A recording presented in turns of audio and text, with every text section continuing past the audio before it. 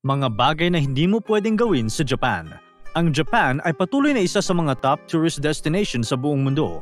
Kilala ito sa mayamang kultura, kahanga-hangang mga tanawin, masasarap na kainan, at kalinisan. Maraming mga bagay na siguradong gusto mong gawin, gaya ng pag-explore ng mga makasaysayang templo o pag-try ng street food. Marami kang pwedeng gawin doon, pero kung pupunta ka sa Japan, hindi lang mga pwede mong gawin ang dapat mong alamin. Alamin mo rin dapat kung ano ang mga hindi mo dapat gawin. Tara, pag-usapan natin. 1. Hindi pwedeng mag-picture kung saan-saan.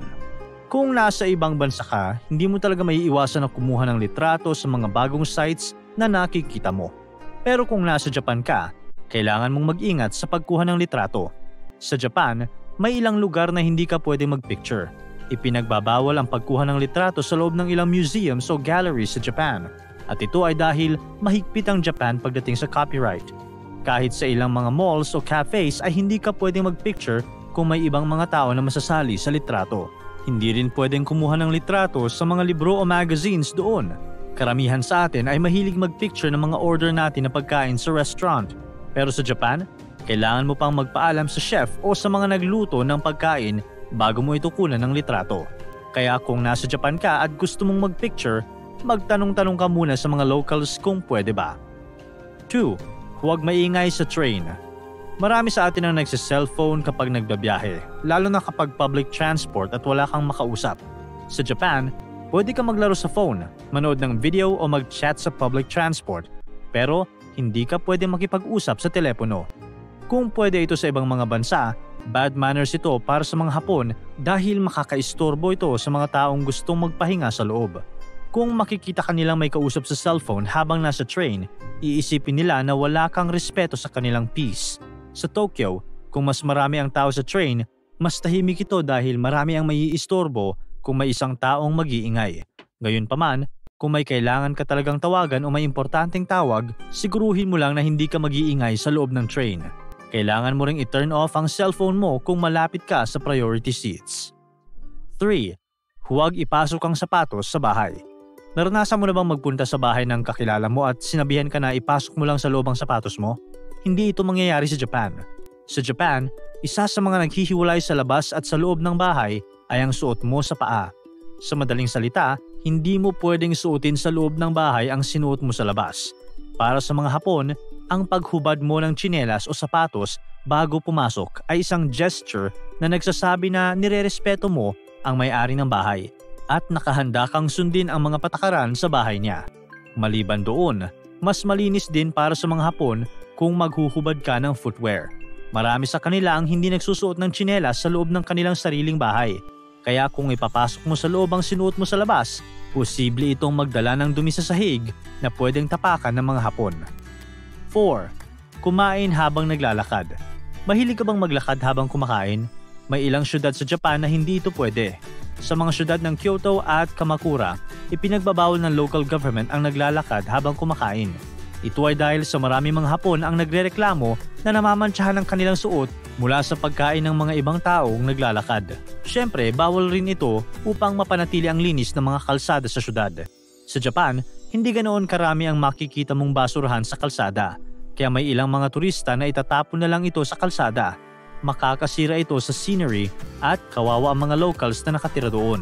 Sa katunayan, kung kumakain ka habang naglalakad sa Japan, posible kang tingnan o lapitan ng mga matatandang Hapon upang pagsabihan. 5. Huwag magtira ng pagkain. At kung pagkain na pag-uusapan sa Japan, hindi ka pwede magtira ng maraming pagkain sa mga restaurants at ilang pang-eateries. Doon ay itinuturing na bad manners ang pag-iwan ng leftovers sa mga kainan. Disrespectful ito para sa mga taong naghanda ng pagkain sa iyo at iisipin nila na nagsasayang ka ng masarap na pagkain. Alam ko ang gusto mong itanong, paano kung i-bring home mo na lang? Ayon sa mga reports, may ilang mga restaurants na pwede mong i-take home ang iyong tira pero kailangan mo pang magpaalam para dito at hindi mo pwedeng istorbohin ng staff sa pag-bring home. Ito ang rason kung bakit sikat ang takeout sa Japan upang makaiwas sa ganito. Kaya kung pupunta ka sa Japan at kakain ka sa isang restaurant, siguraduhin mong mauubos mo ang in-order mo para hindi ka tingnan ng mga tao doon. 6. Huwag gamitin ang personal chopsticks mo. Mas masayang kumain pag may mga kasama ka, lalo na pag nag-share kayo ng pagkain. Sa Japan, kapag naghahati kayo ng pagkain, kailangan ay maingat sa pagkuha dito. Kapag nagsaserve ng platter na pinaghahatian ng maraming tao, nagsaserve din sila ng mga extra chopsticks. Ito ang magsisilbing serving chopsticks at madali itong makikita dahil kakaiba ito sa personal chopsticks. Ibig sabihin, kapag kukuha ka sa platter, kailangan mong gamitin ang extra chopsticks at hindi ang chopsticks na ginagamit mo at nilalagay mo sa bibig. Sa Japan, itinuturing na bad manners ang paggamit sa iyong personal chopsticks upang kumuha ng shared food. Kaya kung nasa Japan ka at gusto mong kumuha sa platter, ibaba mo muna yung personal chopsticks mo at gamitin mo yung extra. 7. Huwag paglaruan ang chopsticks. At speaking of chopsticks, sa Japan may ilang bagay na hindi mo pwedeng gawin sa chopsticks mo.